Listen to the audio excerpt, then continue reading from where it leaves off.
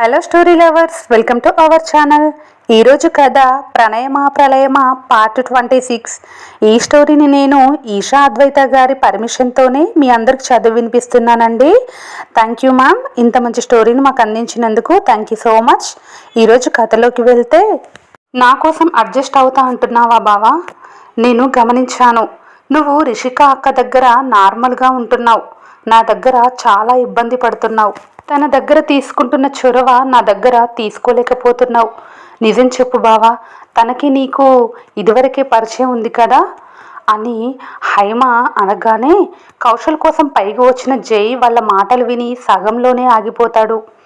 నీకేమనిపిస్తోంది అని ఆమెనే చూస్తూ అడుగుతాడు కౌశల్.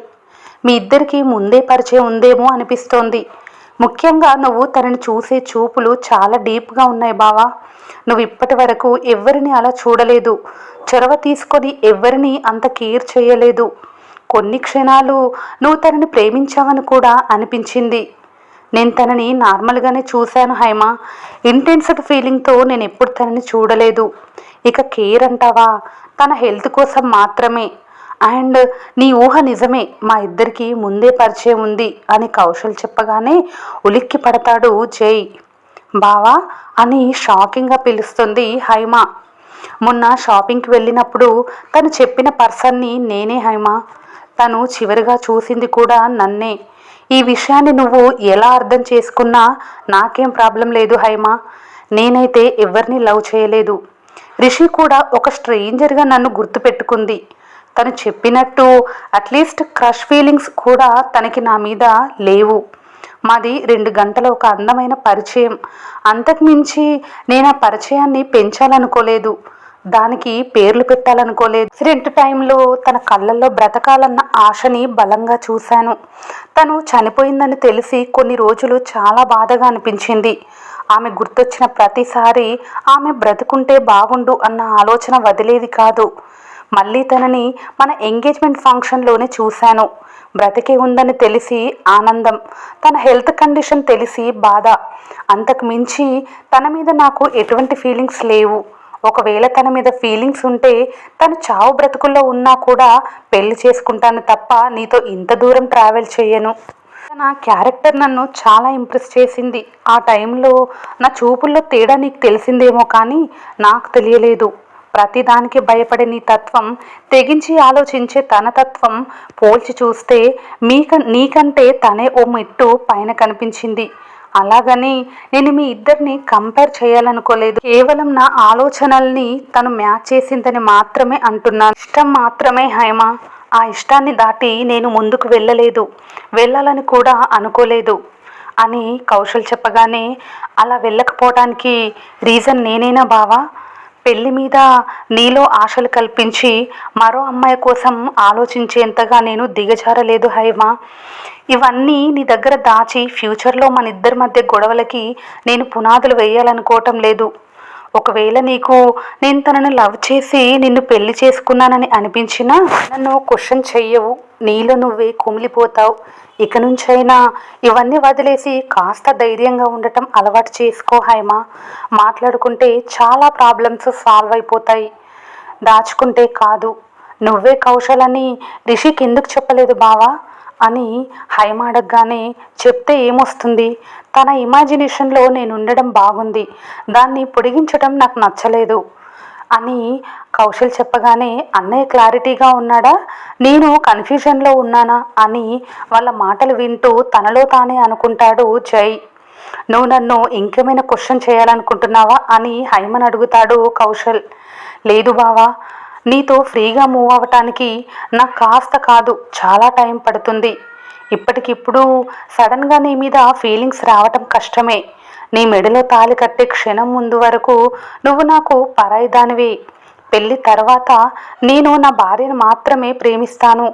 దూరం పెట్టి సాధించేంత క్రూయల్ మెంటాలిటీ నాలో లేదు అని కౌశల్ చెప్పగానే, ఇద్దరి మధ్య మౌనం ఆవహించాక కౌశల్ అక్కడి నుంచి వెళ్ళిపోతాడు. కౌశల్ అడుగుల చప్పుడు విని పక్కకి తప్పుకుంటాడు జై. అసలు ఈ పెళ్ళి జరుగుతుందా అన్న డౌట్ మొదటిసారి జైలో రైజ్ అవుతుంది. చాలాసేపు ఒంటరిగా గడిపేసిన హైమ కిందికొచ్చేసరికి మరుసటి రోజు జరగబోయే కార్యక్రమానికి గట్టిగానే ఏర్పాట్లు జరుగుతూ ఉంటాయి. కౌశల్తో మాట్లాడిన తర్వాత తను మాట్లాడాల్సిన మరొక వ్యక్తి తన తండ్రి. అతని కోసం వెతికిన ఆమెకు రూమ్లోనే కనిపిస్తాడతను. చొరవగా వెళ్లేంత చనువు తమ మధ్య లేక నాన్నగారు అని డోర్ బయట నిలబడి పిలుస్తుంది హైమ. సాయంత్రం పొలం కూలీలకు ఇవ్వాల్సిన సొమ్ముకి లెక్కలు చూస్తున్న మధు ఆమె పిలుపుకి లోపలికి రమ్మన్నట్టు చూస్తాడు. ఏం చేస్తున్నారు అని హైమ అడగగానే, కూలీలకు సాయంత్రం లెక్క తేల్చాలి, ఆ పొద్దులు చూస్తున్నాను హైమ. ఏమైంది ఇలా వచ్చావు? పెళ్ళికి నువ్వు కొనాల్సినవి ఇంకేమైనా మిగిలాయా అని అడుగుతాడు మధు. ప్రియాంక బిజీగా ఉండటంతో మీతో మాట్లాడాలండి అని భయంగానే అడుగుతుంది. ఆమె మొహంలో కనిపిస్తున్న దిగులుకి లోపలికి రా అంటూ తన చేతిలో ఉన్న ఓల్డ్ డైరీ పక్కన పెడతాడు మధు. మన మధ్య చనువు చొరవ ఎందుకు లేవు నాన్నగారు? ఎందుకు నేను మీకు భయపడుతున్నాను?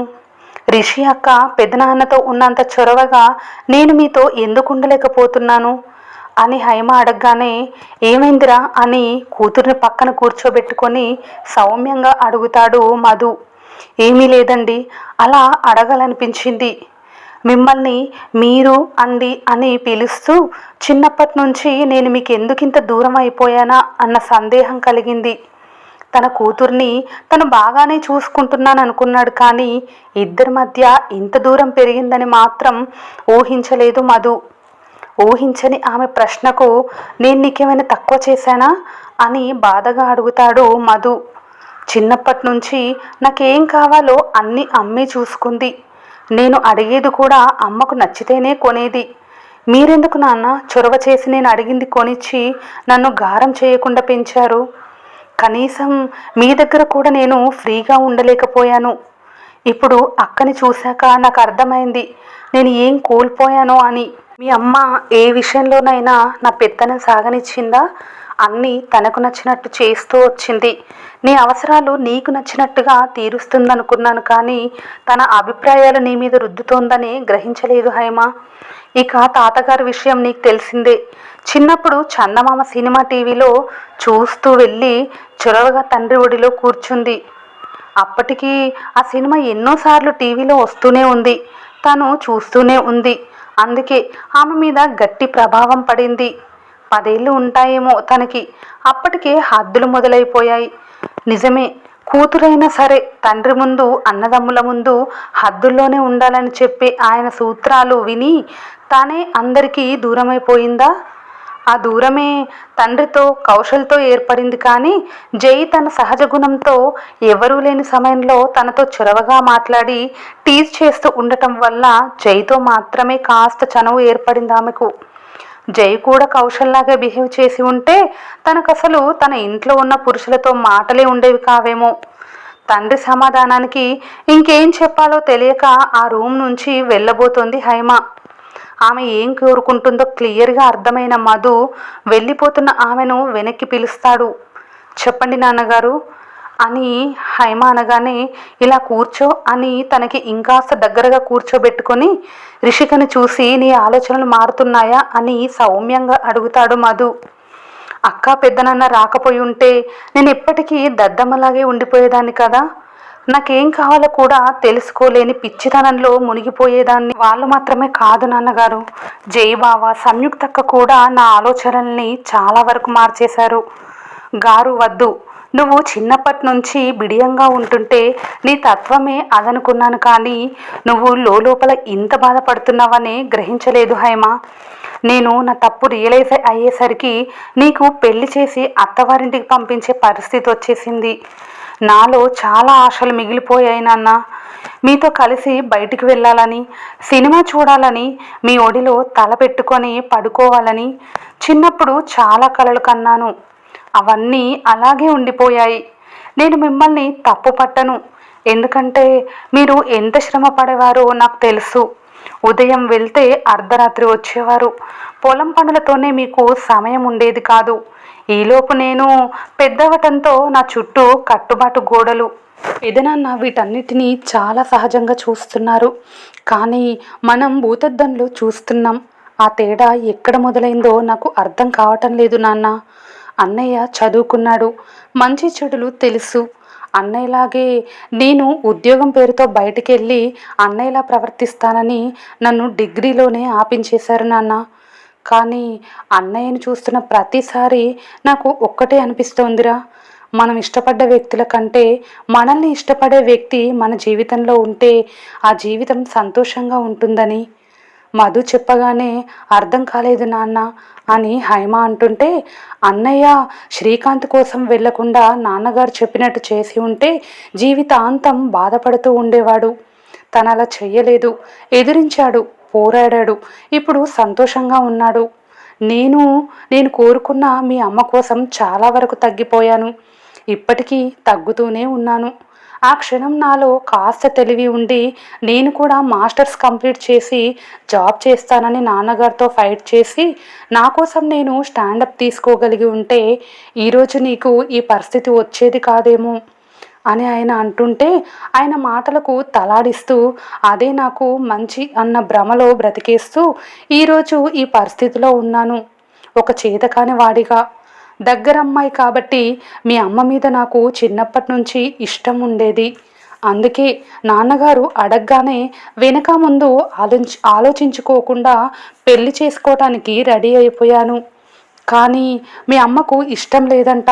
తనకి ఈ పల్లెటూరులో ఉండే కంటే టౌన్లో ఉండాలని కలలు కనేది. పెద్దింటి సంబంధం కాబట్టి ఆమె తల్లిదండ్రులు ఆమె నోరు నొక్కేశారు. ఆ తర్వాత ఆమె నా నోరు నొక్కేసింది. ఇక అన్నయ్య విషయం సాకగా దొరికేసరికి సూటిపోటి మాటలు అనేది. ఇష్టపడ్డ అమ్మాయి కాబట్టి మౌనంగా భరించాను. ఆ తర్వాత ఇక నాకు మాట్లాడే ఛాన్స్ మీ అమ్మ నాకు ఇవ్వలేదు. బాధగా తండ్రిని చూస్తూ, ఈ ఇంట్లో ఎవ్వరు కూడా ఆడపిల్ల అభిప్రాయాలకు విలువ ఇవ్వరు, కనీసం మీరైనా నా అభిప్రాయానికి విలువిస్తారా అని కాస్త ధైర్యం చేసి అడుగుతుంది. విలువివ్వకపోవటం ఏంట్రా, కౌశల్ అంటే నీకు ఇష్టం కాబట్టే కదా ఈ పెళ్ళి జరుగుతోంది, నీ ఇష్ట ప్రకారమేగా అన్నీ జరుగుతున్నాయి అని మధు అంటుంటే, సంయుక్తక్క మా నిశ్చితార్థం రోజు ఒక మాట అంది నాన్న, బావ పట్ల నాకున్నది భయం మాత్రమే, ప్రేమ కాదని. ఆ రోజు నేను ఆమెను తప్పు పట్టాను, కానీ ఈరోజు అదే నిజమనిపిస్తోంది. చిన్నప్పటి నుంచి బావే నీ మొగుడని చెప్తూ నన్ను పెంచిన మాటల వల్లేమో నేను బావ మీద ఇష్టాన్ని పెంచుకున్నాను. కానీ బావ నన్ను స్ఫూర్తితో సమానంగా చూశానని చెప్పాక అసలేం నచ్చటం లేదు నాన్న. అలా అన్నాడా అని మధు అనగానే, నన్ను ఎత్తుకున్నప్పుడు స్ఫూర్తిని ఎత్తుకున్నట్టే అనిపించిందట, అందుకే నా మీద ఏ భావం లేదని చెప్పేశాడు. కానీ పెళ్లి తర్వాత మారతా అంటున్నాడు. అంటే బావ నా కోసం బలవంతంగా తనని తాను మార్చుకోవాలనుకుంటున్నాడు. లేని ఫీలింగ్స్ని మా మధ్య ఇరికించడానికి ప్రయత్నిస్తున్నాడు. మొదటిసారి అనిపిస్తోంది ఈ పెళ్లి చేసుకుంటే నేను సంతోషంగా ఉండగలనా అని. ఇవన్నీ నాకు ఎవరితో పంచుకోవాలో కూడా అర్థం కాలేదు. మీకు చెప్తే తిడతారేమో అనిపించినా ఇప్పటికీ మీ ముందు ఫ్రీగా నా ఫీలింగ్స్ని ఎక్స్ప్రెస్ చేయలేకపోతే ఇంకెప్పటికీ చెయ్యలేనేమో అనిపించింది. ఈ పెళ్ళి ఆపేయాలనుకుంటున్నావా అని కంగారుగా అడుగుతాడు మధు. మౌనంగా తలదించుకుంటుంది హైమ. ఈ విషయం తాతగారికి తెలిస్తే ఊరుకోరు. వారసులుగా కౌశల్ జైలను అనుకుంటున్న ఆయన నిన్నే పెద్ద కోడలుగా ఫిక్స్ అయిపోయారు. ఆ స్థానం మరొకరికి ఇవ్వరు. మరీ ముఖ్యంగా కౌశల్ జాతకం. ఇప్పటి వరకు ఏవేవో ఆలోచించుకుంటున్న ఆమె జాతకం విషయం గుర్తురాగానే మళ్ళీ నీరసంగా తన అభిప్రాయాలను వెనక్కి తీసుకుంటూ తన రూమ్లోకి వెళ్ళిపోతుంది. ఈసారి మధుకి తల తిరుగుతుంది. జాతకం పేరు చెప్పి ఇద్దరిని బలవంతంగా ఓ బంధంలో ఇరికించాలా అన్న ప్రశ్న అతడిలో మొలకెత్తుతుంది. మరోవైపు హైమ తను చూసిన సిచ్యువేషన్ని బట్టి అలా ఆలోచిస్తోంది. పెళ్ళయ్యాక తానే సర్దుకుంటుంది అన్న ఆన్సర్ కూడా అతనికి లభిస్తుంది. వ్యూవర్స్, ఈరోజు ఈ స్టోరీ పైన మీ విలువైన అభిప్రాయాన్ని కామెంట్ రూపంలో తెలియచేయండి. అలాగే స్టోరీ నచ్చితే ప్లీజ్ మన ఛానల్ని లైక్ చేసి సబ్స్క్రైబ్ చేసుకోండి.